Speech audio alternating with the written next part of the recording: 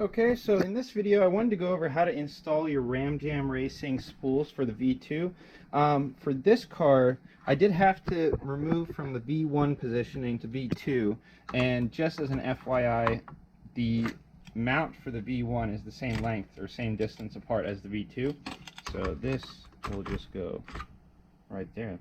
So it fits right in. But the purpose of this video is to show you how to space your spools so that everything fits nicely, and hopefully yours will also go down that smoothly, like that. So starting off with the spool, I just wanted to show what I've done so far. This is a Sega RC gear. As you can see, it's Sega RC, so it's spaced for Sega RC. If you use the Castle spools, they're a little bit thicker, so you're going to have to use different spool lengths. This is just a spare that I had from a different set.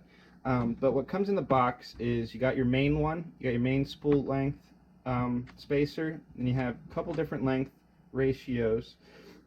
But if I were to take this apart from scratch, let's see, oh, wrong screwdriver. So it's a 2mm. And with your spools, you always have a long grub and a short grub. The long grub goes on the flat spot right here. And there's quite a bit of length and adjustability with this one, but I had it on like that. So put that out and put this out. Got our gear or bearing off. So we have one spacer, and this is good for the first portion. So the way you can test it is you grab one of your spools, and because it's a V2, the dog bones are exactly the same length. So you would put it in the cup, and I cannot stress this enough, but you need to make sure your cups are polished like this. See how it's not binding? It's very good. So what you want to do is you grab your shaft, and you grab your spool, and then you make sure that the bearing will fit snug in there like that. So if you have the bearing pressed in, you'll see that there's a tiny bit of wiggle room, not too much, but you will still have some forward-backward motion on the mount or inside of the mount. So you just want to make sure that that doesn't bind. So far, we don't have any binding. Alright, so on to number 2. What I did was I used this spacer that pretty much makes a lot of carbon around here. That pretty makes the distance between the bearing and the beginning of the flat spot on the shaft like flat. You can see that there's a little cut right there. So you want to make sure this is about flat, and then you grab your gear, and then you just want to loosely tighten it on like that. And then this is the part where you put the second bearing in. So we'll put, see, that's too long, so we're going to go with the shortest, the smallest one. These all have different lengths, so use the shortest one after the Sega gear, and then put your bearing on. So now this should just slide. See? The bearings are new, so it's not going to spin forever because they're rubber shielded, but these bearings that come in the package are perfect. I've never had one blow. But there you go. So we have our main gap and everything set. And see how it still has a little bit of forward-backward slop, which you do want to have a little bit of slop because stuff spins very, very fast. And as for the last part, I'm going to go with the burnt titanium spacer, and this longer spacer. And just to show you, the only spacer I had left that I didn't use was this one, and you can see that's a bit longer than the other one. If you want dimension wise, this is the 8mm, and this is 30mm. So we're going to put these on, put this on, and as you can see, we have a tiny bit of gap left before the flat spot starts. So for that one, we're going to loosely put this on.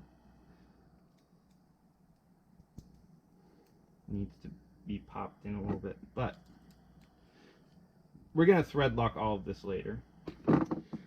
So we still have a little bit of gap here, and in the package comes a couple of spacers. So we could put the spacers on, you know, this end or that end, but you could use any type of spacer if you wanted to. And there's also 4 rubber O-rings that come in here that you put inside of the cup. but since we're still measuring, I haven't done that yet.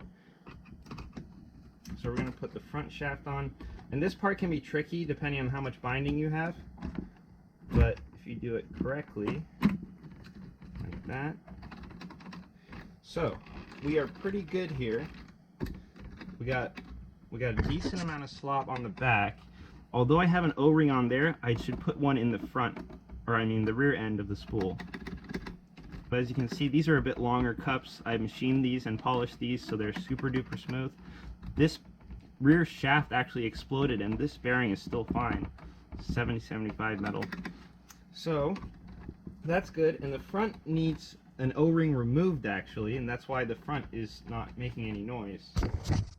There's an O-ring in there that needs to be removed, but whether or not you remove it, it is still spinning pretty smoothly. So the whole reason I stress over the O-rings and the gap and everything is that if you get this correct, this drivetrain should never have to be replaced. And as you can see, this is a bit bigger than usual O-ring. I'm going to bypass the front O-ring, and I'm going to leave the front without an O-ring on either end. However, I'm going to put one in the back, so put it like that.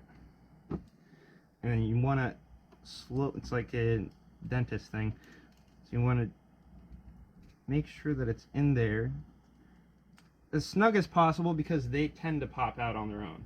But there you go, there's one in, and then we got to put one on the back. Actually, let's see, so this might be, oh, perfect. Okay, so that's perfect. Let's see. Sorry about the camera movement. I don't have a proper tripod like I used to. But there we go. So once we put the mount on the top, so this slides on. Now it doesn't matter if you have this type of setup or not. As long as you put the mount on, you'll see that this still goes up and down. But that's going to get fixed when you screw these in. But the reason I was showing this is we have ever so slightly, maybe a millimeter worth of forward-backwards play, and then on the front we have about 2 millimeters, so you can hear it. So that's pretty good. And that's how you would install the Ramjam V2 spool setup. Thanks for watching.